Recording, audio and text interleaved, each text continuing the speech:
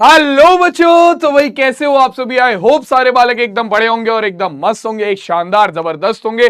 क्या हाल चाल है तुम सबके। सबसे पहले तो भैया welcome to this amazing platform of physics वाला और पीडब्ल्यू हिंदी मीडियम के तुम्हारा जो उदय बैच का चैनल चल रहा था, उदय बैच का जो सेशन चल रहा था, उसमें हम गणित की जो हमारी क्लास है उसका अगला लेक्चर, अगला चैप्टर लेकर आ चुके हैं। और भैया इस लेक्चर में हम बिल्कुल नया चैप्टर शुरू करने वाले हैं। बिल्कुल शुरुआत से, बेसिक से हम इस नए चैप्टर को पढ़ेंगे। क्लास 10th में तुम इस चैप्टर के बारे में पहली बार पढ़ने जा रहे हो, ठीक है। और क्लास 10th में, मतलब सॉरी, क्लास 9th में तुम इस चैप्टर को पहली बार पढ़ने जा रहे हो और क्लास 10th में भी ये चैप्टर जो है वो तुम्हारे बड़े काम आने वाला है, ठीक है। अब भैया कौन सा चैप्टर है? चैप्टर का नाम है कोऑर्डिनेट ज्योमेट्री। सर कहेंगे सर आप हिंदी मीडियम में पढ़ा रहे हो, इंग्लिश में लिख के लाए हो। अरे भैया देखो, इंग्लिश में इसे बोलते हैं क्या? इंग्लिश में बोलते हैं कोऑर्डिनेट ज्योमेट्री और इंग्लिश में बोलते हैं निर्देशांक ज्यामिति, ठीक है।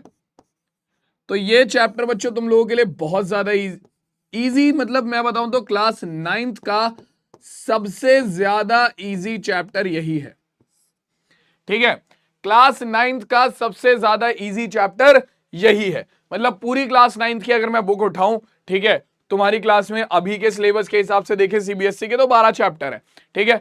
उन 12 में से सबसे इजी चैप्टर कौन सा है? सबसे इजी चैप्टर है निर्देशांक ज्यामिति, ठीक है। मतलब इससे ज्यादा इजी चैप्टर इस पूरी बुक में अगर कोई है तो वो केवल है वो इंट्रोडक्शन टू यूक्लिड ज्योमेट्री, और उसे भी समझने में भाई घंटों चले जाते हैं। लेकिन ये चैप्टर सबसे ज्यादा इजी चैप्टर है, सबसे ज्यादा आसान चैप्टर है। और ये चैप्टर तुम्हारा एज इट इज, ठीक है, इसी नाम के साथ क्लास 10th का चैप्टर नंबर 7 भी यही है, ठीक है। तो यानी कि ये चैप्टर जो है वो तुम लोगों के लिए इंपॉर्टेंट क्यों हो जाता है? ये चैप्टर तुम लोगों के लिए इंपॉर्टेंट इसलिए हो जाता है कि क्लास 9th में तो ये चैप्टर है ही है। मतलब क्लास 9th में तो ये चैप्टर आएगा ही आएगा हर हालत में तुम्हारे। और इसके अलावा क्लास 10th में भी ये चैप्टर पूरा का पूरा एज इट इज इस्तेमाल होने वाला है। तुम इस चैप्टर में जो जो चीजें पढ़ोगे, जो जो एक एक चीज तुम पढ़ोगे, वो सारी चीजें इस्तेमाल होंगी क्लास 10th में, ठीक है। हो सकता है जो चीजें तुम क्लास 9th में पढ़ो वो क्लास 10th के बोर्ड के एग्जाम में 1 मार्क में आ जाए, ठीक है। तो सारी जितनी भी चीजें हम इस चैप्टर में कवर करने वाले हैं बच्चों, सारी की सारी बहुत इंपॉर्टेंट होंगी, ठीक है। और मैं कोशिश करूंगा कि मैं बिल्कुल बेसिक से और बेहतरीन तरीके से तुम्हें सारी चीजें समझाता हुआ चलूं, ठीक है। तो शुरुआत करते हैं इस चैप्टर की। देखते हैं इस चैप्टर में हमारे पास पढ़ने के लिए क्या क्या है। हमारे पास सबसे पहले भूमिका, जहां पर हम इंट्रोडक्शन के बारे में बात करेंगे। भैया किसी नए आदमी से मिलते हैं तो सबसे पहले क्या लेते हैं? उस नए बंदे का इंट्रो लेते हैं। तो यहां पर हम बात करेंगे इंट्रो के बारे में कि भाई ये कौन है, क्यों है, क्या है ये, क्यों है ये, हाँ मगर जो भी है बड़ा अच्छा लगता है। इंट्रो के बाद बात करेंगे कार्तीय पद्धति के बारे में, जो कि इस चैप्टर की सबसे इंपॉर्टेंट चीज है और इस पूरे चैप्टर में हमें इसी के बारे में पढ़ना है। इस पूरे चैप्टर के में हमें इसी के बारे में पढ़ना है, कार्तीय पद्धति यानी कि कार्टेशियन सिस्टम। जो भी कुछ होगा वो इस पद्धति के अंदर होगा, जो भी कुछ होगा वो इस सिस्टम के अंदर होगा, ठीक है। और लास्ट में हमारे चतुर्थांश, ठीक है। और इन पर आधारित प्रश्नों को तो हम देखेंगे ही देखेंगे। तो बिना किसी देरी के, बिना कोई टाइम गवाए सीधा शुरुआत करते हैं और चैप्टर की, और स्टार्टिंग करते हैं हम सीधा हमारी भूमिका से यानी कि इंट्रोडक्शन से, ठीक है। तो देखो भाई, अब अगर मैं तुम्हें समझाऊं कि भैया जो ये हमारी निर्देशांक ज्यामिति ये है क्या, तो तुमने देखा होगा कि यार तुम्हारे जो अगर तुम लोग टीवी वगैरह देखते हो, ऑब्वियसली तुम देखते होगे, ठीक है। तो तुमने कुछ पिक्चरों में, कुछ मूवीज में तुमने ऐसा देखा होगा, कुछ वेब सीरीज में तुमने ऐसा देखा होगा कि यार वो लोग है ना मैप पे एक डॉट दिखाते हैं, ठीक है। वहां पे मैप लगा होता है, मैप पे एक डॉट लगा होता है, उस डॉट के ऊपर लिखा होता है कुछ ऐसा 28.95 कॉमा 79.28 डैश, ठीक है। कुछ ऐसा लिखा रहता है वहां पे, ठीक है। तो ये क्या है? ये क्या है? और उन्हें क्या लगता है? वो सिर्फ इस क्या देखते हैं? वो इन्हें देखते हैं, एक सिस्टम में डालते हैं, ठीक है। और उन्हें उस जगह की लोकेशन मिल जाती है जहां पर मैप पर वो डॉट दिख रहा होता है ना।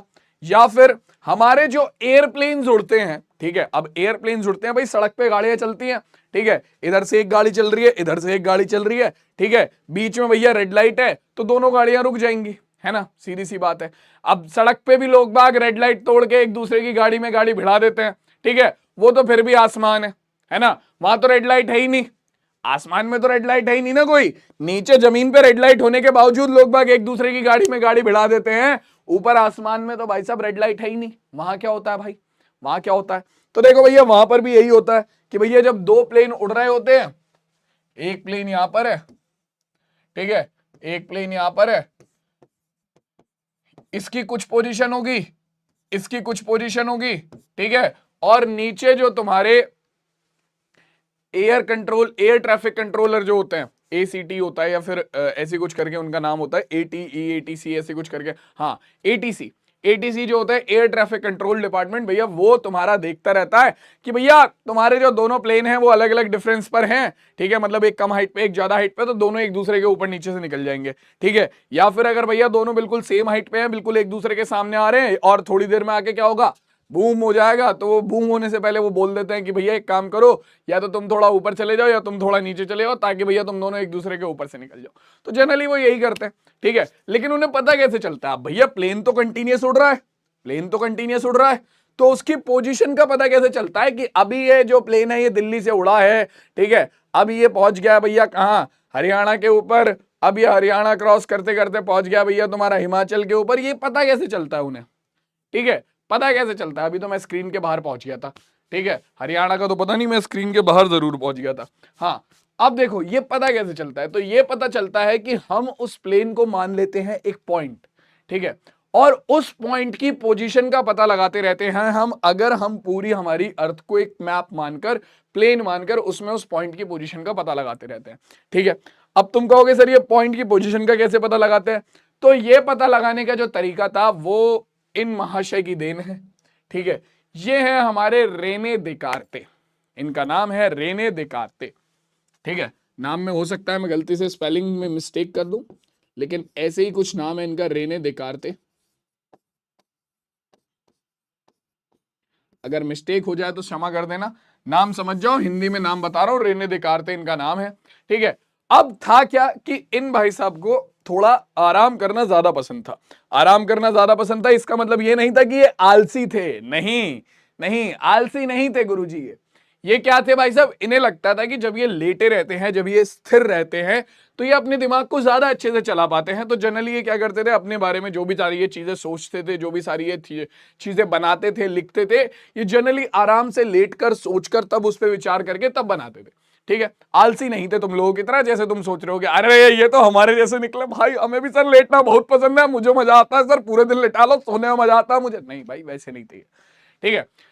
इनका ये था कि यार हाँ, अगर मैं लेटा हुआ हूं तो मेरा दिमाग जो है वो सबसे ज्यादा एफिशिएंसी से काम करता है, ठीक है। तो ये क्या करते थे, जनरली लेटे लेटे ही सारी चीजें करने की कोशिश करते थे। तो एक दिन ये ऐसे ही लेटे हुए थे, ठीक है, इन्हें छत पे देखा, ओहो, तो इन्होंने छत को समझा प्लेन, वही है ना। अब न्यूटन के सर पे एक एप्पल गिरा, एप्पल तो भाई बहुत लोगों के सर पे गिरा होगा, लोगों के सर पे पत्थर गिर गए, है ना, लोगों के सर पे लोगों की बॉल मुंह पे आके लग गई, तब नहीं उन्होंने ग्रेविटी निकाली, लेकिन न्यूटन थे, है भाई। वो होता है ना कि दिमाग में आइडिया आना चाहिए, हर किसी के आता है, लेकिन कोई जो बंदा उस पर ध्यान दे देता है वही सक्सेसफुल हो जाता है। एप्पल आके गिरा, ओहो सेब, ऊपर से गिरा, आज खत्म, बना दी ग्रेविटी, लगा दी तुम्हारी पूरी class 10th 9th sorry 9th 10th 11th 12th में, पढ़ो बैठ की ग्रेविटी, ठीक है। तो ऐसे ही भाई साहब, ये भाई साहब एक दिन लेटे हुए थे, और लेटे लेटे उन्होंने ऐसे देखा, ओहो ओहो, अच्छा छत है मेरी, ठीक है, अगर मैं इस छत पे देखूं तो इस छत पे अगर मैं इस वाले पॉइंट की पोजीशन निकालूं, यार यहाँ पे ये छिपकली है पॉइंट, देखो छिपकली मैंने अपने एज ए एग्जांपल ली, तुम मान लो कभी अपने घर में लेटे हो, तुमने लेटे लेटे देखा, ओहो ये छिपकली है छत पे, बिल्कुल छत पे चल रही है ना। अब इस छिपकली की पोजीशन का कैसे पता लगाऊं, कैसे पता लगाऊं पोजीशन का, ठीक है। तो यही रेने दिकार्ते के दिमाग में आया कि यार ये जो छत है, अगर मैं इसे प्लेन मान लूं, ठीक है, तो इस प्लेन पे अगर मैं कोई पॉइंट लूं तो उसकी पोजीशन का कैसे पता लगेगा, ठीक है। तो कोई तरीका नहीं था इनके पास, तब इन्होंने तरीका निकाला, कौन सा? तब इन्होंने तरीका निकाला कार्तीय पद्धति, यानी कि कार्टेशियन सिस्टम का, ठीक है। और इनका जो सिस्टम का नाम है वो इन्हीं के नाम पे, रेने देकार्ते, और लास्ट में देकार्ते से निकल कर आया कार्तीय पद्धति, ठीक है, यानी कि कार्टेशियन सिस्टम। तो अब रेने देकार्ते ने कार्टेशियन सिस्टम में क्या बोला कि देखो, तुम किसी भी नंबर को दर्शाने के लिए, मान लो कोई नंबर है x बराबर 3, तो इस नंबर को दर्शाने के लिए, किसी भी वास्तविक नंबर को दर्शाने के लिए हम क्या करते हैं, हम संख्या रेखा का प्रयोग करते हैं। ठीक है, वास्तविक संख्या रेखा पहले चैप्टर में हमने पढ़ी थी। वास्तविक संख्या रेखा क्या है कि भैया इस संख्या रेखा का हर एक बिंदु किसी ना किसी संख्या को निरूपित करता है, किसी ना किसी संख्या को निरूपित करता है। तो भैया अगर मुझे x बराबर 3 दिखाना है तो ये वाला जो एक बिंदु है x बराबर 3 जो एक बिंदु है कहां पर आ जाएगा, संख्या रेखा पर, यहां पर आ जाएगा। ठीक है, संख्या रेखा पर यहां पर आ जाएगा। तो ये बिंदु हो गया तुम्हारा, ये कौन सा बिंदु हो गया, ये बिंदु हो गया तुम्हारा x बराबर 3, ये रहा, ये बिंदु हो गया x बराबर 3, है ना।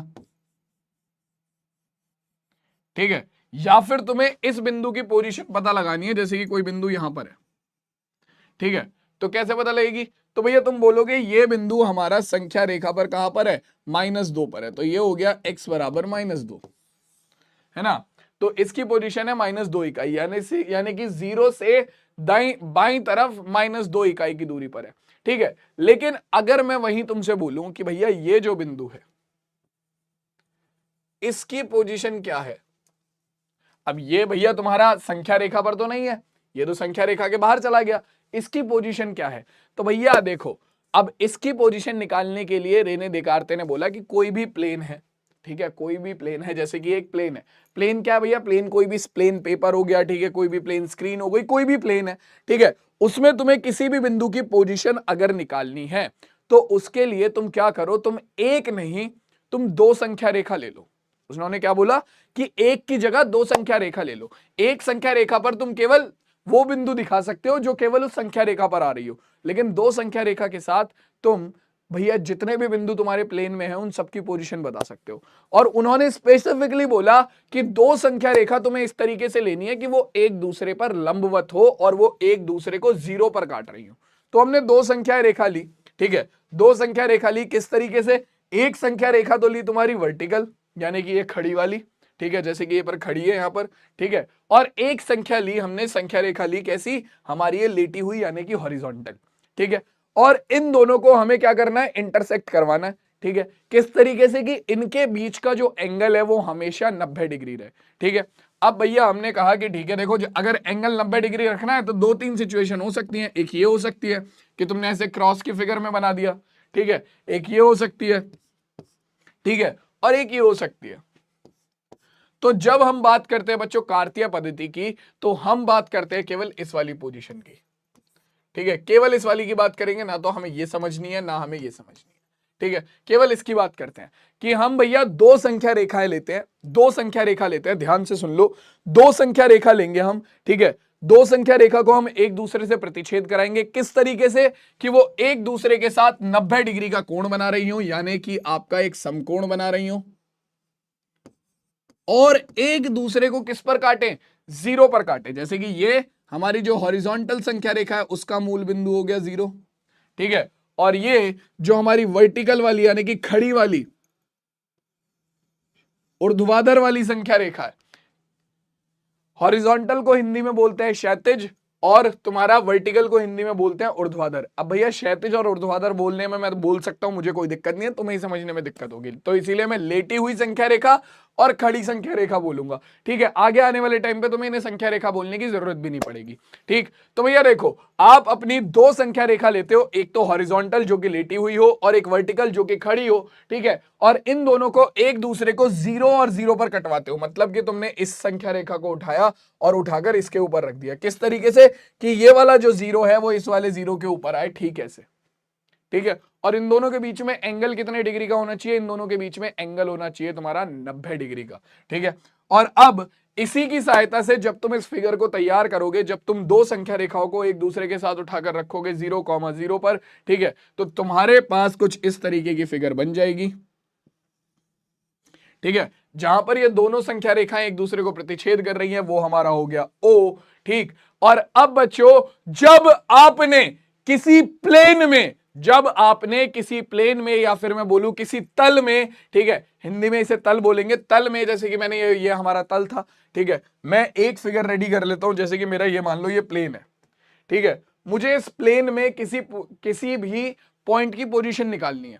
ठीक है। तो मैं क्या करूंगा, मैं इस प्लेन में, प्लेन मतलब हवाई जहाज नहीं है यहां पर, प्लेन का मतलब है तल, तो मैं इस तल में क्या करूंगा, अपनी संख्या रेखाएं बनाऊंगा। एक तो वर्टिकल,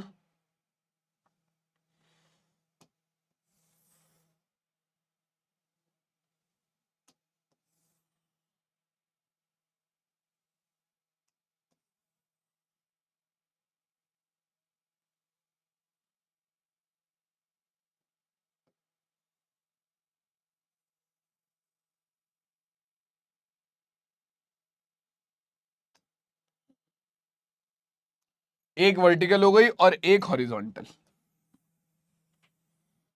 ये दो संख्या रेखाएं हमने बना ली यहां पर, ठीक है, ये दो संख्या रेखाएं हमने बना ली।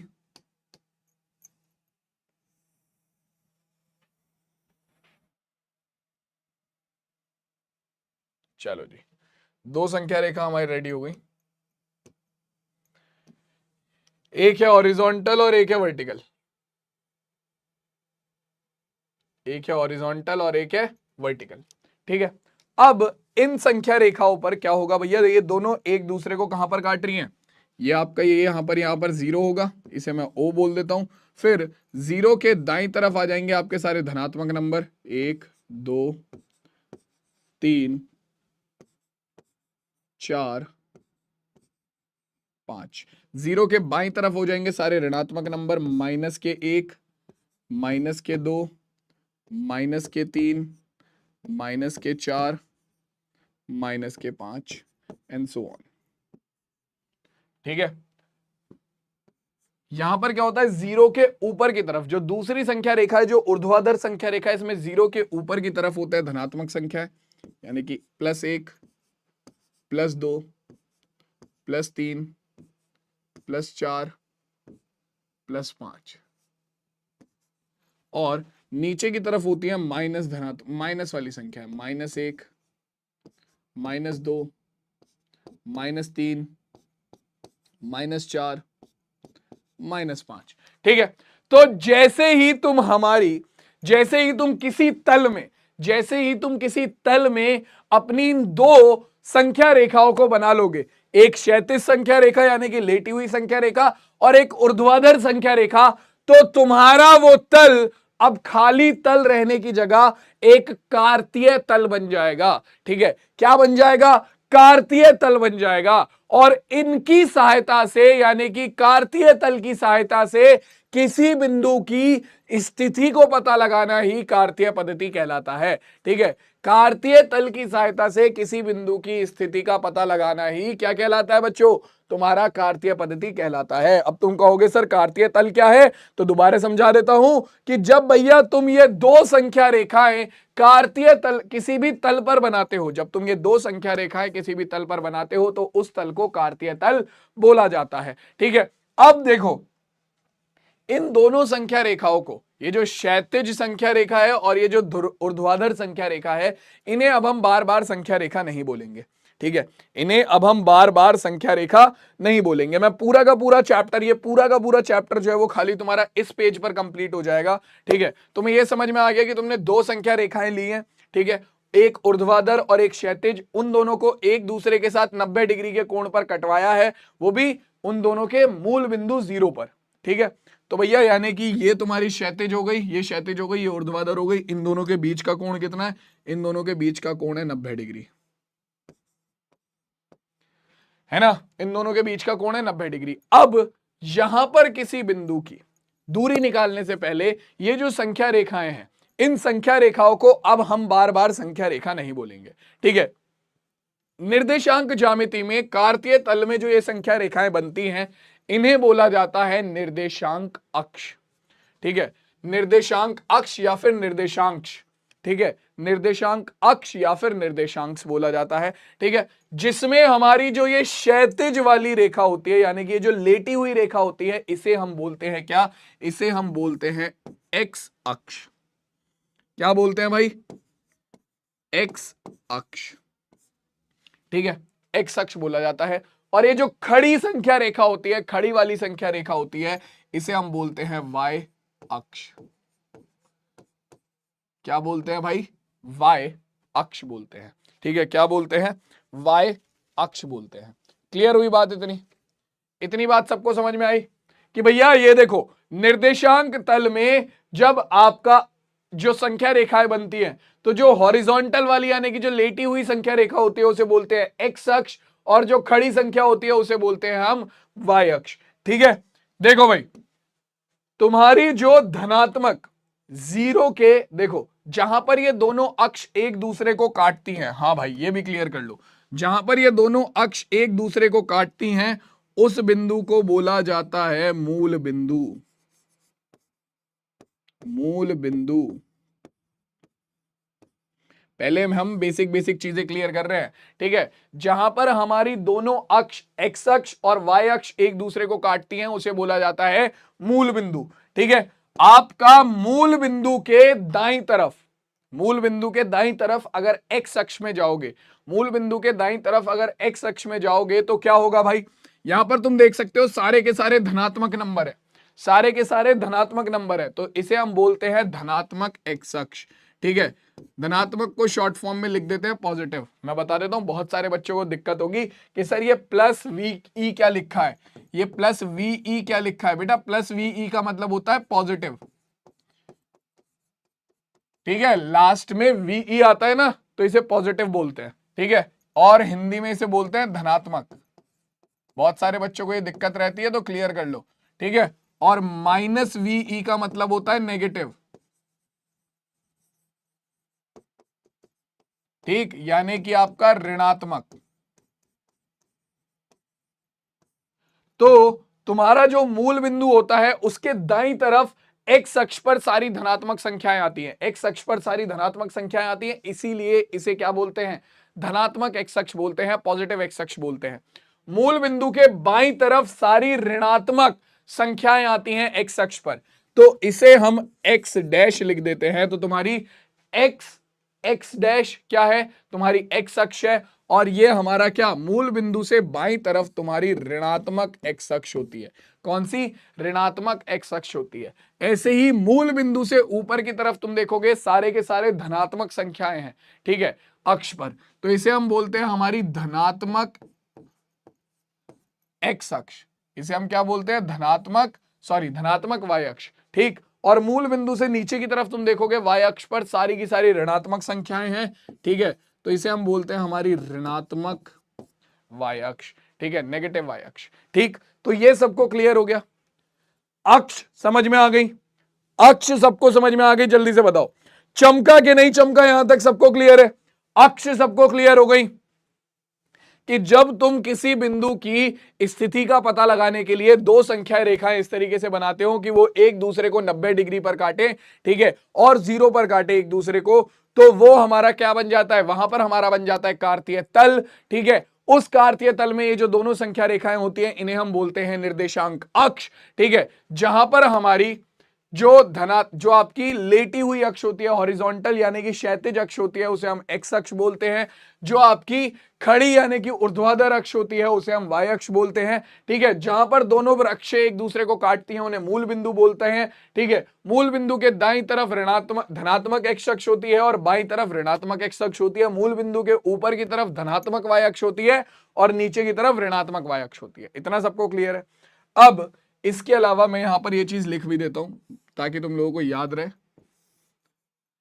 इन्हें बोला जाता है निर्देशांक अक्ष, ताकि तुम लोग बाद में ये ना कहो कि सर ये तो लिखवाया ही नहीं था। निर्देशांक अक्ष,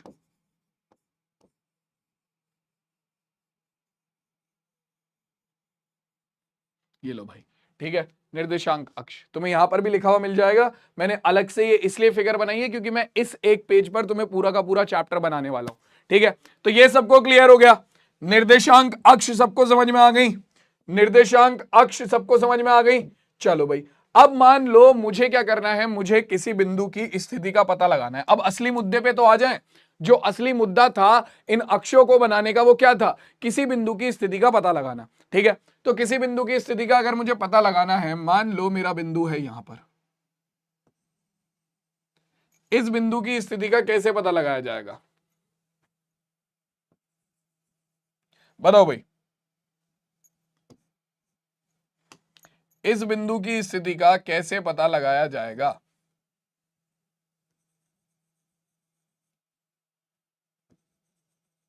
ये रहा बिंदु, इसकी स्थिति का पता लगाना है, बिंदु P है, ठीक है।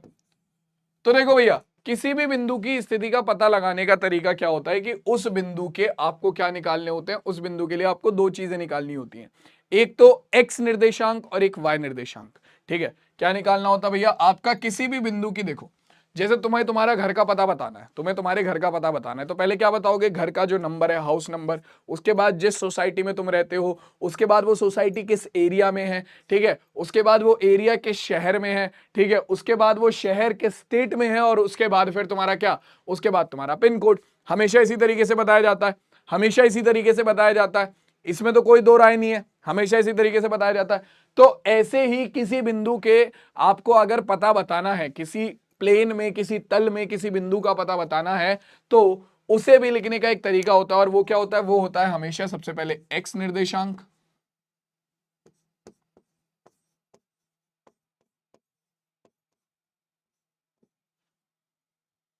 x निर्देशांक,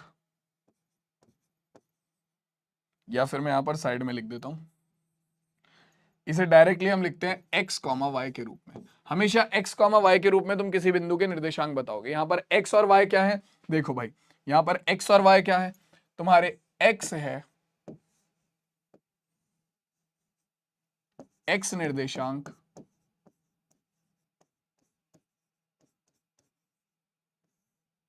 कॉमा तुम्हारा y क्या है? y है y निर्देशांक, y निर्देशांक। अब x निर्देशांक और y निर्देशांक होते क्या है? x निर्देशांक और y निर्देशांक होते क्या है? तो ये जो x और y हैं ये होते क्या है, ये कैसे पता चलेगा? तो देखो भाई, किसी भी तल में, किसी भी तल में, ठीक है, x निर्देशांक क्या है? या तो तुम ऐसे बोलो कि भैया उस बिंदु के द्वारा x अक्ष पर कितनी दूरी चली गई है, ठीक है, उसे हम बोलते हैं उसका x निर्देशांक। या फिर हम बोले कि भैया देखो, बिंदु की y अक्ष से जो लंबवत दूरी है, ठीक है, बिंदु की y अक्ष से जो लंबवत दूरी है वो कितनी है, ठीक है, वो हमारा x निर्देशांक के बराबर होती है, ठीक। जैसे कि यहां पर अगर मैं ध्यान दूं तो इस बिंदु की y अक्ष से दूरी, तो ये रहा बिंदु, बिंदु की y अक्ष से दूरी, लंबवत दूरी, ये है बिंदु की y अक्ष से लंबवत दूरी। यहां से यहां तक की जो दूरी है वो बिंदु की y अक्ष से लंबवत दूरी है। अब ये दूरी पता कैसे चलती है? देखो, ये दूरी ऐसे पता चलती है कि आप दिए गए बिंदु से x अक्ष पर एक लंब डाल दो, आप दिए गए बिंदु से x अक्ष पर एक लंब डाल दो, ये बिंदु, ये लंब x अक्ष को जिस बिंदु पर काटेगा वही बिंदु उसका x निर्देशांक हो जाएगा, यानी कि बिंदु की y अक्ष से लंबवत दूरी। यहां से यहां तक की दूरी कितनी है? 1 2 3 इकाई, ठीक है। तो ये जो ऊपर वाली दूरी है ये भी यही होगी जो ये नीचे वाली दूरी है, ठीक है। तो मैंने इसीलिए बोला था, या तो तुम बोल सकते हो कि बिंदु के द्वारा x अक्ष पर चली गई दूरी, x अक्ष पर चली गई दूरी 3 है, ठीक है, बिंदु के द्वारा x अक्ष पर चली गई दूरी 3 है। या फिर तुम बोल सकते हो कि बिंदु की y अक्ष से लंबवत दूरी को हम बिंदु का x निर्देशांक बोलते हैं, ठीक है, बिंदु का x निर्देशांक बोलते हैं। तो बिंदु का x निर्देशांक कैसे आया? बिंदु से आप एक लंब डालोगे x अक्ष पर तो बिंदु का x निर्देशांक आ जाएगा, जो कि कितना आ रहा है? ये आ रहा है आपका, x अक्ष को कहां पर काट रहा है? 3 पर, ठीक है। फिर बिंदु का y निर्देशांक क्या होगा? बिंदु का y निर्देशांक होता है इसकी, यह इसका x निर्देशांक। y निर्देशांक क्या होता है? बिंदु का y निर्देशांक होता है बिंदु की x अक्ष से लंबवत दूरी। तो ये बिंदु है, बिंदु की x अक्ष से लंबवत दूरी ये हो गई, ठीक है। तो ये होगा इसका y निर्देशांक, ठीक है। या फिर मैं बोलूं कि यहां से इसका y निर्देशांक निकालने के लिए क्या करेंगे? बिंदु से y अक्ष पर एक लंब डाल दो, तो ये जहां पर भी y अक्ष को काटेगा वो इसका y निर्देशांक हो जाएगा। यानी कि या तो मैं कह दूं कि भैया बिंदु की x अक्ष, ये x अक्ष है, ये बिंदु की x अक्ष से लंबवत दूरी हो गई, ठीक है, जो कि कितनी है आपका 2 इकाई है, 1 और 2 इकाई, ठीक है। या फिर आप बोल सकते हो कि बिंदु के द्वारा y अक्ष पर चली गई दूरी कितनी है? आपका 2 इकाई है, ठीक है। तो भैया ये क्या हो गई? ये आपकी हो गई 2। तो आपका x निर्देशांक कैसे निकलेगा? बिंदु से x अक्ष पर लंब डालो, सीधा सीधा ये समझो कि x निर्देशांक कैसे निकलेगा? बिंदु से x अक्ष पर लंब डालो और y निर्देशांक कैसे निकलेगा, बिंदु से y अक्ष पर लंब डालो तो y निर्देशांक मिल गया तुम्हें 2। तो यानी कि इस बिंदु P के जो इस तल में स्थिति है वो कितनी है, वो है 3,2, यानी कि ये x अक्ष से कितनी दूरी पर है, तुम्हारा 2 इकाई की दूरी पर है, और y अक्ष से कितनी दूरी पर है, 3 इकाई की दूरी पर है।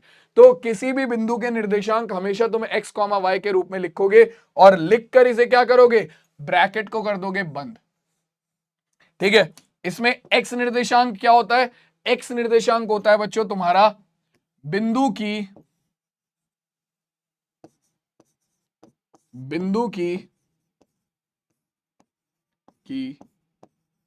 y अक्ष से लंबवत दूरी। ठीक है, बिंदु की y अक्ष से लंबवत दूरी। ठीक है, वहीं इसका जो y निर्देशांक है वो क्या होता है भैया, वो होता है तुम्हारा बिंदु की x अक्ष से लंबवत दूरी। बिंदु की x अक्ष से लंबवत दूरी। याद रखना है, बिल्कुल अच्छे से याद रखना है क्योंकि काम आएगा। ठीक है, अच्छे से याद रखना है, बिल्कुल अच्छे से, क्योंकि काम आएगा। ठीक है, अब अगर हम बात करें तो अगर कोई बिंदु तुम्हारा, सोच के समझ के चलना, जो चीज अब मैं बोलने जा रहा हूं उस चीज को ध्यान से समझना। अगर कोई बिंदु तुम्हारा x अक्ष पर है, मान लो ये है बिंदु A, और मुझे इस बिंदु के निर्देशांक चाहिए। बिंदु A के निर्देशांक क्या है, बिंदु A तल में कहां पर स्थित है, तो ध्यान रखना हमेशा, क्या ध्यान रखना है कि भैया अगर तुम्हारा बिंदु x अक्ष पर है, तुम खुद बताओ, अगर तुम अपने घर में खड़े हो, और तुम्हारी मम्मी पूछे कि भैया घर से कितनी दूर है लाला, हैं हाँ भैया कमल आज घर से कितनी दूर है, अब मैं बोलूंगा मम्मी मैं तो ऑलरेडी घर में खड़ा हूं, मैं घर से कितनी दूर हूं, मैं घर से 0 किलोमीटर दूर हूं, बताओ, मैं तो घर में खड़ा हूं ना, क्योंकि डांट खाने वाले काम ही नहीं करे तुम्हारे भाई ने, है ना, मैं तो घर में खड़ा हूं पहले से ही। तो अगर कोई बिंदु x अक्ष पर पहले से ही है, अगर तुम खुद सोचो कि कोई बिंदु x अक्ष पर पहले से ही है, तो उसकी x अक्ष से दूरी कितनी हो जाएगी, तुम अपने घर में पहले से ही खड़े हो तो तुम्हारे घर से दूरी कितनी है, 0 0 0 है, सीधी सी बात है। तो अगर तुम्हारा बिंदु पहले से ही x अक्ष पर है तो इसकी x अक्ष से दूरी क्या होगी, तो ध्यान रखना बच्चों, अगर तुम्हारा बिंदु पहले से ही x अक्ष पर है तो इसकी x अक्ष से दूरी कितनी होगी, आपकी इसकी x अक्ष से लंबवत दूरी हमेशा 0 होगी, क्योंकि बिंदु तो पहले से ही कहां पर है, बिंदु तो पहले से ही x अक्ष पर है।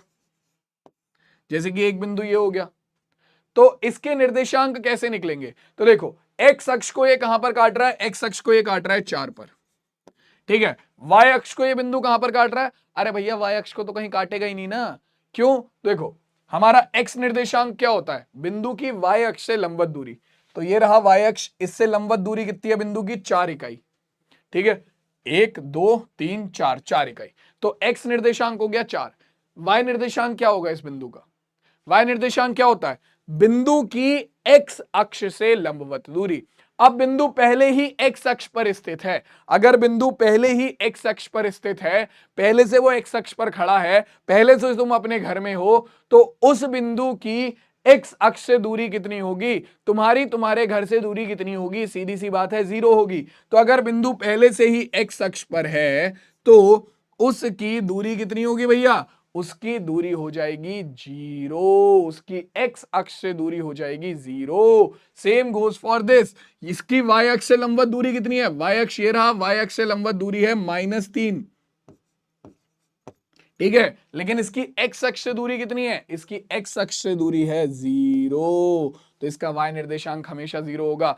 तो अगर कोई भी बिंदु कभी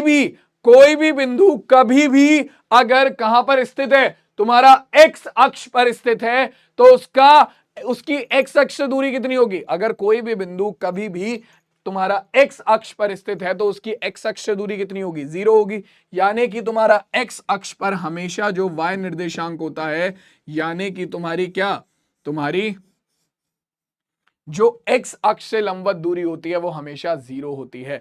तुम्हारा कोई भी बिंदु अगर कहीं भी x अक्ष पर स्थित होगा, जैसे कि इस बिंदु के निर्देशांक तुमसे पूछ लिए जाए तो क्या होगा, देखो x निर्देशांक तो हो जाएगा -5, y निर्देशांक हमेशा 0 होगा। तो ध्यान रखना, x अक्ष पर अगर कोई भी बिंदु है, x अक्ष पर अगर कोई भी बिंदु है तो याद रखना इस चीज को कि नोट, इंपॉर्टेंट नोट करके लिख लो यहां पर,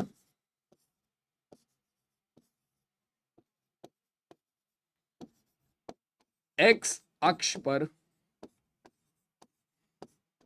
हमेशा y बराबर होता है 0 के, अतः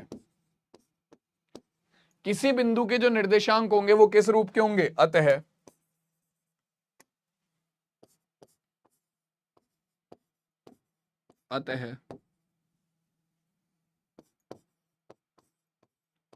बिंदु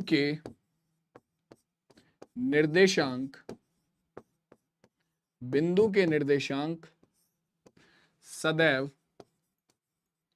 कैसे होंगे भाई, बिंदु के निर्देशांक सदैव किस रूप के होंगे, x, 0 रूप के होंगे। बात खत्म। ठीक है, कि मतलब तुम्हारा जो बिंदु है वो हमेशा x, 0 के रूप का होगा, जहां पर x का मान तो कुछ भी हो सकता है। ठीक है, x अक्ष पर तुम्हारा कोई भी बिंदु अगर मैं लूंगा तो वो x का मान हो जाएगा, लेकिन y का मान हमेशा 0 रहेगा x अक्ष पर, क्योंकि y निर्देशांक क्या है, बिंदु की x अक्ष से लंबवत दूरी है। तो अगर बिंदु पहले से ही x अक्ष पर है तो उसकी x अक्ष से लंबवत दूरी कितनी हो जाएगी, 0 हो जाएगी, सीधी सी बात है। ठीक है, ये सबको क्लियर हो गया, यहां तक सबको समझ में आ गया। सेम तुम्हारा किसके लिए होगा, सेम चीज तुम्हारी y अक्ष के लिए होगी, कि अगर बिंदु पहले से y अक्ष पर है, मान लो ये बिंदु है तुम्हारा P, ठीक है, या ये बिंदु है तुम्हारा Q, ठीक, तो इनके निर्देशांक क्या होंगे, तो तुम कहोगे कि भैया देखो ये बिंदु तुम्हारा, इसका सबसे पहले x निर्देशांक चाहिए तुम्हें, तो इसका x निर्देशांक क्या होगा, x निर्देशांक क्या होता है, बिंदु की y अक्ष से दूरी, x निर्देशांक क्या होता है, बिंदु की y अक्ष से दूरी। लेकिन अगर तुम ध्यान दोगे तो तुम्हारा बिंदु तो पहले ही y अक्ष पर है, फिर वही बात आती है, अगर तुम अपने घर में खड़े हो तो तुम अपने घर से कितना दूर हो, 0 इकाई की दूरी पर। ठीक है, तो अगर बिंदु पहले से ही y अक्ष पर है तो उसकी y अक्ष से लंबिक दूरी कितनी होगी, 0 होगी। ठीक है, तो यानी कि इसका y अक्ष से दूरी बोले तो तुम्हारा x निर्देशांक, x निर्देशांक क्या होता है, y अक्ष से दूरी, तो इसकी y अक्ष से दूरी यानी कि x निर्देशांक हमेशा 0 होगा। ठीक है, तो कोई भी बिंदु अगर y अक्ष पर है, अगर कोई भी बिंदु y अक्ष पर है तो उसके लिए आपका हमेशा x निर्देशांक 0 रहेगा, याद रखना ये बात, x निर्देशांक हमेशा 0 रहेगा। ठीक है, तो यानी कि देखो इसका x निर्देशांक हो गया, y निर्देशांक कितना होगा, जितना ये y अक्ष को काट रहा है, तो 4 पर काट रहा है तो 0,4। सेम इसके लिए x निर्देशांक 0, y निर्देशांक -2।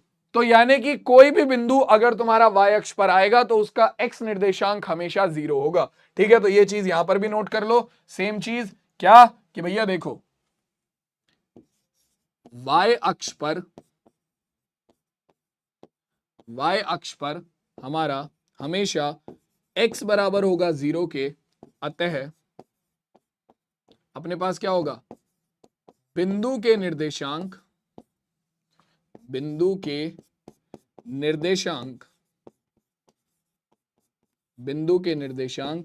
सदैव कैसे होंगे, इसका x निर्देशांक 0 होगा और y निर्देशांक कुछ भी हो सकता है, तो 0, y रूप में 0, y रूप में होंगे। तो अगर कोई भी बिंदु कभी भी x अक्ष पर है तो उसके निर्देशांक हमेशा x, 0 के रूप में होंगे, और कोई भी बिंदु अगर कभी भी y अक्ष पर है तो उसके निर्देशांक हमेशा किस रूप में होंगे, 0, y के रूप में होंगे। इसके अलावा बच्चों अब एक और चीज आती है जो कि तुम लोगों के लिए बहुत ज्यादा इंपॉर्टेंट है, क्या, कि जो तुम्हारा x निर्देशांक होता है, यानी कि बिंदु की y अक्ष से लंबवत दूरी जो होती है, इसे एक और नाम से जाना जाता है, और वो नाम है क्या, वो नाम है तुम्हारा भुज।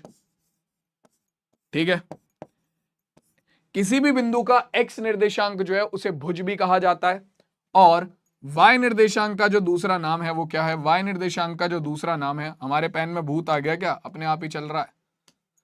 y निर्देशांक का जो दूसरा नाम है वो है कोटि। क्या? कोटि। क्या नाम है भैया? कोटि।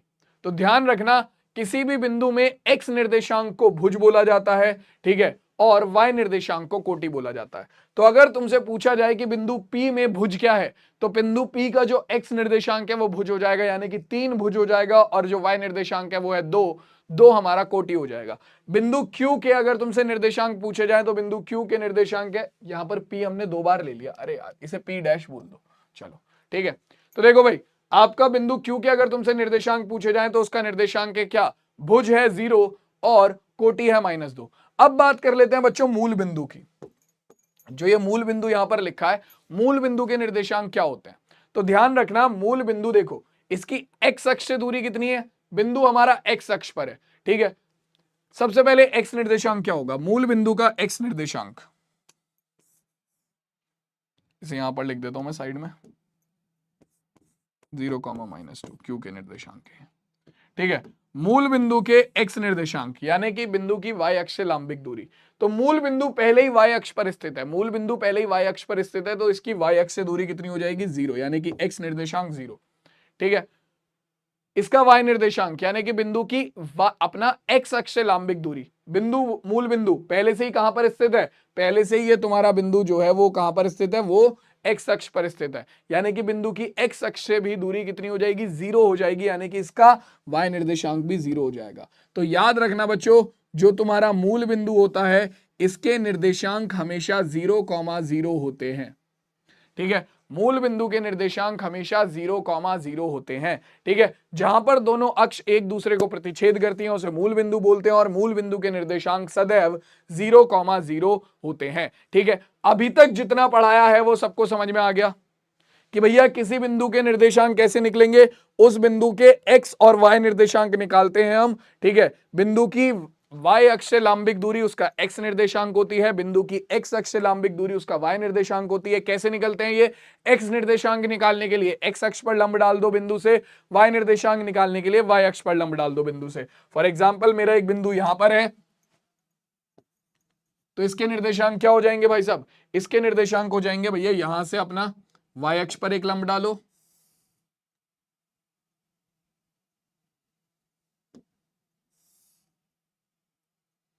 ठीक है, y अक्ष पर एक लंब डालो, और यहां से अपना x अक्ष पर एक लंब डालो। जहां पर ये दोनों एक दूसरे को काटेंगे वही क्या हो जाएगा? देखो भैया, ये हो गया, अगर आपका ये बिंदु कौन सा था? बिंदु S मान लो, इस बिंदु S के निर्देशांक कितने हो जाएंगे? आपका x अक्ष पर लंब डाला तो तुम्हें मिल गया x निर्देशांक जो कि है -2, और y अक्ष पर लंब डाला तो तुम्हें मिल गया कौन सा? y निर्देशांक जो कि है -3। तो -2, -3 इस बिंदु के निर्देशांक हो जाएंगे, -2, -3 इस बिंदु के निर्देशांक हो जाएंगे, ठीक है। तो ये सबको समझ में आ गया, अब यहां तक सबको क्लियर हो गया। आपका कोई भी बिंदु अगर कभी भी x अक्ष पर होगा तो उसका y निर्देशांक हमेशा 0 होगा, यानी कि बिंदु हमेशा x, 0 के रूप का होगा।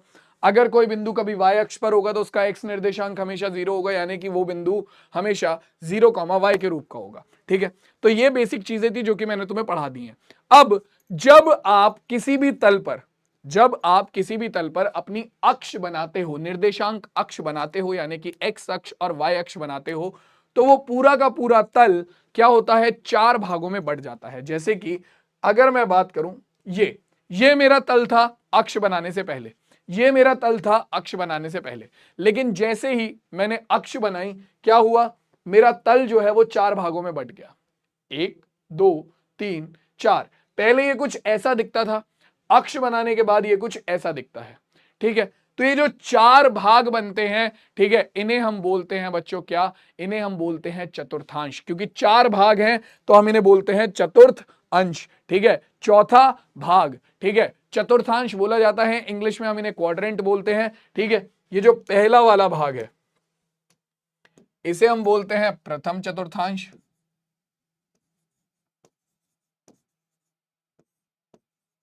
प्रथम चतुर्थांश, ठीक है। दूसरे वाले को बोला जाता है द्वितीय चतुर्थांश,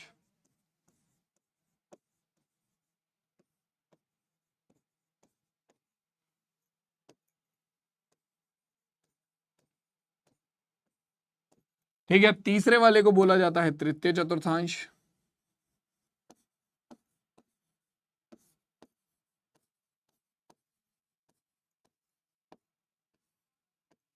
और चौथे वाले को बोला जाता है चतुर्थ चतुर्थांश।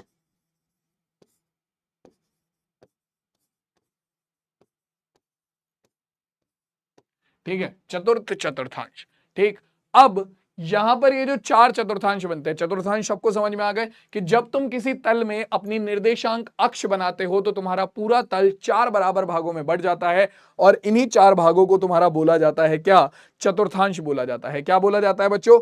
चतुर्थांश बोला जाता है।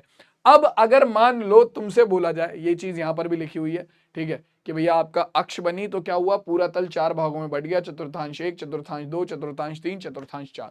ठीक है, अब अगर तुमसे बोला जाए कि एक बिंदु तुम्हें दे दिया जाए रैंडमली, तुम्हें बोला कि बताओ -2,4 ये बिंदु तल में कहां पर स्थित है, तो अभी तक हमने किसी बिंदु की स्थिति तल में निकालना सीख लिया है। ठीक है, मतलब अगर कोई बिंदु मुझे तल में दे रखा है तो मैं उस बिंदु के निर्देशांक निकाल सकता हूं। मैं उस बिंदु की स्थिति कैसे निकाल सकता हूं भैया? एक्स अक्ष पर एक लंब डालूंगा, जहां पर ये एक्स अक्ष को काट रहा है वो एक्स निर्देशांक, वाई अक्ष पर एक लंब डालूंगा, जहां पर ये वाई अक्ष को काट रहा है वो वाई निर्देशांक। तो बिंदु अगर मुझे तल में दिया हो तो मैं उसकी स्थिति निकाल सकता हूं। लेकिन अभी हमें यह नहीं पता कि अगर हमें बिंदु के निर्देशांक दिए हों तो हम तल में उसकी स्थिति कैसे निकालें। ये अभी हमने सीखा नहीं है, ये हम अगली क्लास में देखेंगे, अगली क्लास में इसकी प्रैक्टिस करेंगे। ठीक है, लेकिन बिना किसी बिंदु को तल में दर्शाए, बिना किसी बिंदु को तल में दर्शाए हम कैसे बता सकते हैं कि वो बिंदु कौन से चतुर्थांश में है? तो ये काम होता है किसकी सहायता से? ये काम होता है तुम्हारा चिन्ह परिपाटी की सहायता से। तुम कहोगे कि सर पूरा का पूरा चैप्टर तुमने यहीं पढ़ा दिया। देखो, मैं बोलूं तो मैंने सारी चीजें मैं लिख के लाया था, ये रही, ये रही, ठीक है, ये रही, ये रही, तो सारी चीजें मैं लिख के लाया था, बट पूरा का पूरा चैप्टर मैंने तुम्हारा एक ही पेज पे पढ़ा दिया ये। ठीक है, तो ये वाली स्लाइड बहुत ज्यादा इंपॉर्टेंट होने वाली है तुम लोगों के लिए, ध्यान रखना, क्योंकि सारी चीजें इस एक स्लाइड पर लिखी हुई हैं। ठीक है,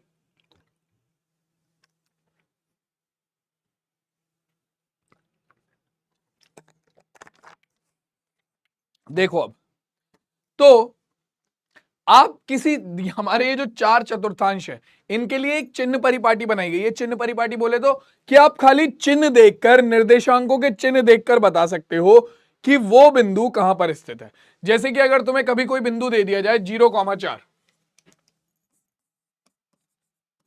तुम इसे देखते ही बता दोगे अबे यार सर क्या बात कर रहे हो, इसमें x निर्देशांक 0 है, इसमें x निर्देशांक 0 है, यानी कि x निर्देशांक 0 कहां पर होता है? y अक्ष पर।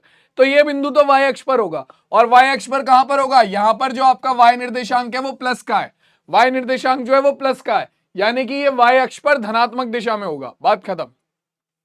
मैंने कोई बिंदु दिया कितना? -2,0, तो तुम कहोगे सर यहां पर क्या बात कर रहे हो आप, आपका y निर्देशांक 0 है, y निर्देशांक 0 कहां पर होता है? x अक्ष पर, और x निर्देशांक क्या है? -2, यानी कि सर ये बिंदु जो है वो x अक्ष पर होगा, वो भी ऋणात्मक दिशा में 2 इकाई की दूरी पर। बात खत्म। तो तुम ऐसे, अगर तुम्हें अक्षों वाले बिंदु दिए हुए हैं, अगर तुम्हें अक्षों वाले बिंदु दिए हुए हैं तो तुम ऐसे पता लगा सकते हो, जिसमें x निर्देशांक या y निर्देशांक 0 है तो वो तो तुम्हें देखते ही पता लग जाएगा। x निर्देशांक 0 है तो y अक्ष पर होगा, y निर्देशांक 0 है तो तुम्हारा x अक्ष पर होगा। बात खत्म। ठीक है, लेकिन अगर तुम्हें बिंदु ऐसा दे दिया जाए, उस केस में कैसे पता चलेगा कि ये बिंदु कहां पर है? तो देखो, चतुर्थांश की चिन्ह परिपाटी की सहायता से तुम बता सकते हो देखकर कि ये बिंदु, दिया हुआ बिंदु कौन से चतुर्थांश में है। तुम उसकी एक्यूरेट लोकेशन तो नहीं बता पाओगे, लेकिन तुम ये जरूर बता सकते हो कि वो बिंदु कौन से चतुर्थांश में लाया करेगा, पहले में, दूसरे में, तीसरे में या चौथे में। ठीक है, तो देखो भाई ये कैसे पता चलता है? ये ऐसे पता चलता है। देखो, सबसे पहले हम बात करते हैं चतुर्थांशों के बारे में। तो पहला चतुर्थांश है हमारा ये वाला हिस्सा। ठीक है, अगर मैं बात करूं यहां पर तो ये हमारी x अक्ष है, ये y अक्ष है, पहला चतुर्थांश है ये वाला हिस्सा। तो जो पहला चतुर्थांश है वो कौन कौन सी अक्षों से मिलकर बना है? तुम कहोगे सर ये और ये, इन दोनों अक्षों से मिलकर पहला चतुर्थांश बना है। ठीक है, यहां पर कौन सी अक्ष है? ये आपकी धनात्मक x अक्ष है, यह आपकी ऋणात्मक x अक्ष है।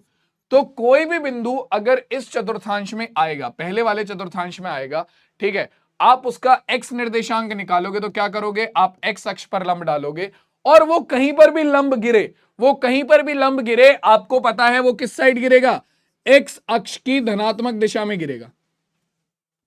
वो कहीं पर भी लंब गिरे वो एक्स अक्ष की धनात्मक दिशा में गिरेगा। यानी कि अगर आपका कोई भी बिंदु पहले चतुर्थांश में है तो उसका एक्स निर्देशांक हमेशा क्या होगा, पॉजिटिव होगा, क्योंकि चतुर्थांश एक में जो एक्स अक्ष आ रही है वो कौन सी है, वो धनात्मक है। ठीक है, सेम इसी तरीके से चतुर्थांश एक में जो वाई अक्ष आ रही है वो कैसी है, वो भी धनात्मक है, वो भी धनात्मक है। ठीक है, तो यानी कि तुम कोई भी बिंदु चतुर्थांश एक में होगा उससे तुम y अक्ष पर लंब डालोगे तो वो कहीं ना कहीं धनात्मक हिस्से पर ही काटेगा, वो कहीं ना कहीं धनात्मक हिस्से पर ही काटेगा। यानी कि इसका y निर्देशांक भी क्या होता है, प्लस का होता है।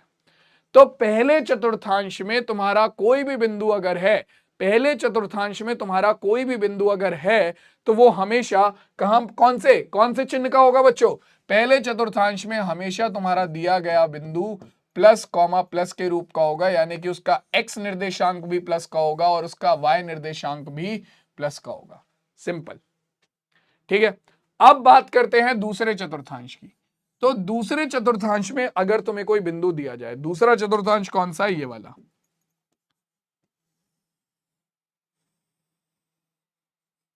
ठीक है, ये है दूसरा चतुर्थांश। ठीक है, अब ये किनसे मिलकर बना है, ये मिला है आपका ऋणात्मक एक्स अक्ष, क्योंकि मूल बिंदु के बाईं तरफ ऋणात्मक एक्स अक्ष होती है, ऋणात्मक एक्स अक्ष और धनात्मक वाई अक्ष से। तो अगर इसके एक्स निर्देशांक निकाले जाएं, इस चतुर्थांश में आने वाले बिंदु के एक्स निर्देशांक निकाले जाएं तो वो एक्स अक्ष को कहीं ना कहीं ऋणात्मक दिशा में ही काटेगा। ठीक है, कहीं ना कहीं ऋणात्मक दिशा में ही काटेगा। यानी कि चतुर्थांश दो में जो एक्स निर्देशांक होता है वो माइनस का होता है। क्यों, क्योंकि यहां पर जो एक्स अक्ष आती है, चतुर्थांश दो को बनाने के लिए जो एक्स अक्ष आती है वो ऋणात्मक होती है, और जो वाई अक्ष आती है वो कैसी है, वो तो अभी भी धनात्मक है, वो अभी भी धनात्मक है। यानी कि द्वितीय चतुर्थांश में, दूसरे चतुर्थांश में आपका कोई भी जो क्या होगा, कोई भी जो बिंदु होगा वो हमेशा माइनस कॉमा प्लस के रूप का होगा, यानी कि इसका एक्स निर्देशांक माइनस का होगा, इसका वाई निर्देशांक प्लस का होगा। जैसे कि ये वाला जो बिंदु दिया हुआ था तुम देख सकते हो, इसका एक्स निर्देशांक कैसा है, माइनस के 2 है और वाई निर्देशांक प्लस के 2 है। तो एक्स निर्देशांक माइनस, वाई निर्देशांक प्लस, इसका मतलब ये कौन से चतुर्थांश में है, ये दूसरे चतुर्थांश में। तो ध्यान रखना, दूसरे चतुर्थांश में हमेशा क्या होगा, दूसरे चतुर्थांश में हमेशा एक्स निर्देशांक ऋणात्मक और वाई निर्देशांक धनात्मक होगा।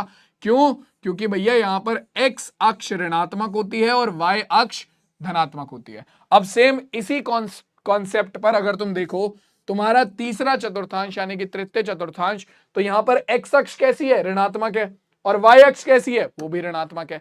तो इसीलिए बच्चों इसका एक्स निर्देशांक भी ऋणात्मक होगा और वाई निर्देशांक भी ऋणात्मक होगा।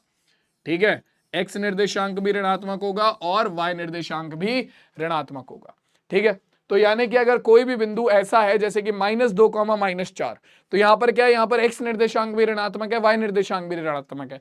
तो ये कहां पर होगा बच्चों, ये बिंदु तुम्हारा तीसरे चतुर्थांश में होगा। और अब बात करते हैं लास्ट चतुर्थांश की, तो वो है चतुर्थ चतुर्थांश। तो यहां पर एक्स अक्ष कौन सी वाली आ रही है, एक्स अक्ष आ रही है तुम्हारी धनात्मक वाली, और वाई अक्ष कौन सी वाली आ रही है, ऋणात्मक वाली। तो इसका एक्स निर्देशांक जो है वो धनात्मक होगा, वाई निर्देशांक जो है वो ऋणात्मक होगा। तो भैया चौथे चतुर्थांश में जो बिंदु हैं वो प्लस कॉमा माइनस के रूप के होंगे। ठीक है, अब आप खाली बिंदु को देखकर, ठीक है, बता सकते हो कि वो कौन से चतुर्थांश में है या वो कौन सी अक्ष पर किस साइड है। ठीक है, तो भैया ये तुम्हारे आज की क्लास का पूरा कॉन्सेप्ट था। ठीक है, कॉन्सेप्ट वाला पार्ट हमने कवर कर लिया है, सारी चीजें जो तुम्हें कॉन्सेप्ट में पढ़नी थी वो मैंने बता दी हैं। अब सीधा हम चलेंगे क्वेश्चंस पर। ठीक है, ये जो चीजें यहां पर लिखी हुई हैं, ठीक, वो सब मैं तुम्हें पढ़ा चुका हूं। ठीक है, ये इंपॉर्टेंट पॉइंट्स है, जो इंपॉर्टेंट तुम्हारे ये जो 2 पेज है ना, इन 2 पेज में तुम्हारा पूरा चैप्टर है। ये जो 2 पेज है, एक तो ये वाला पेज और एक ये वाला पेज, इन 2 पेजेस में तुम्हारा पूरा चैप्टर है, इन 2 स्लाइड्स में पूरा चैप्टर है। ठीक है, आ जाओ भाई। अब जैसे कि ये है, यहां पर तुम्हें पी के निर्देशांक निकालने हैं, तो कैसे निकालोगे, सबसे पहले पी से एक्स अक्ष पर लंब डालो, कहां पर काट रहा है, 4 पर, तो एक्स निर्देशांक हो गया 4। पी से वाई अक्ष पर लंब डालो, कहां पर काट रहा है, 3 पर, तो इसका वाई निर्देशांक हो गया 3। तो बिंदु पी के निर्देशांक हो गए 4, 3। बिंदु क्यू के निर्देशांक निकालने हैं, तो क्या होंगे, इससे एक्स अक्ष पर लंब डालो तो कितना, कहां पर काट रहा है, -6 पर, तो -6। वाई अक्ष पर लंब डालो, कहां पर काट रहा है, -2 पर, तो -2। -6, -2। तुमसे कोई पूछ ले कि बताओ यहां पर बिंदु एम के निर्देशांक कितने हैं, ये रहा बिंदु एम, तो बिंदु एम एक्स अक्ष पर है, एक्स अक्ष पर हमेशा वाई निर्देशांक 0 होता है, और इसका एक्स निर्देशांक क्या होगा, जहां पर ये किसे काट रहा है, तुम्हारा एक्स अक्ष को काट रहा है, तो 4 पर काट रहा है, तो एक्स निर्देशांक हो गया 4 और वाई निर्देशांक 0। बिंदु एन के निर्देशांक, तो देखो भाई ये कहां पर स्थित है, वाई अक्ष पर स्थित है। हम जानते हैं वाई अक्ष पर बिंदु की वाई अक्ष से दूरी कितनी होगी, 0 होगी, यानी कि एक्स निर्देशांक 0 होता है वाई अक्ष पर, ठीक है। और इसका वाई निर्देशांक क्या हो जाएगा, जहां पर ये वाई अक्ष को काट रहा है, तो ये है 3, तो 0,3 एन के निर्देशांक हो गए, ठीक है। बिंदु आर के निर्देशांक कितने होंगे, तो ये फिर से एक्स अक्ष पर है, एक्स अक्ष पर कहां पर है, -6 पर काट रहा है एक्स अक्ष को, ये रहा, और इसके वाई निर्देशांक 0 होगा, सीधी सी बात। बिंदु एस के निर्देशांक, तो इसका एक्स निर्देशांक हो जाएगा 0, क्योंकि वाई अक्ष पर है, और वाई निर्देशांक कितना होगा, जितना यहां पर ये वाई अक्ष को काट रहा है, यानी कि -2, तो 0, -2। तो इस तरीके से तुम किसी भी दिए गए बिंदु के निर्देशांक निकाल सकते हो, किसी भी दी गई बिंदु की स्थिति पता लगा सकते हो तल में।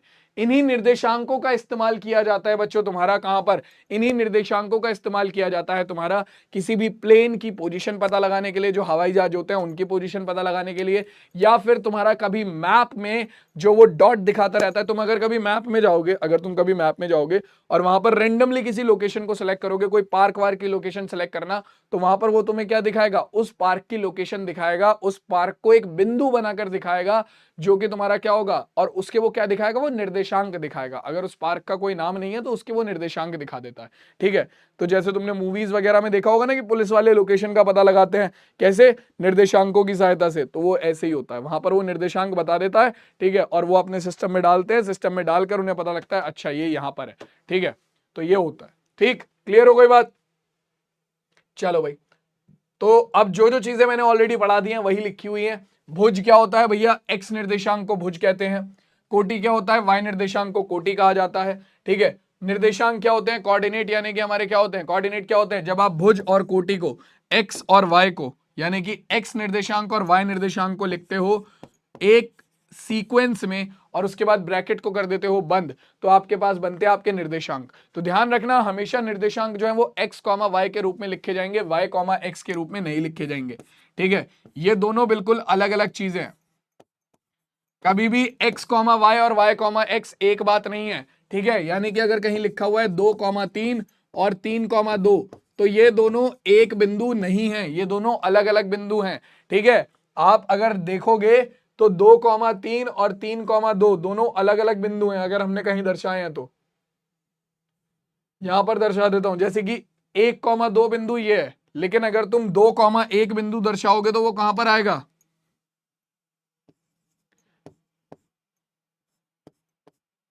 ये वाला बिंदु है 2,1, ठीक है।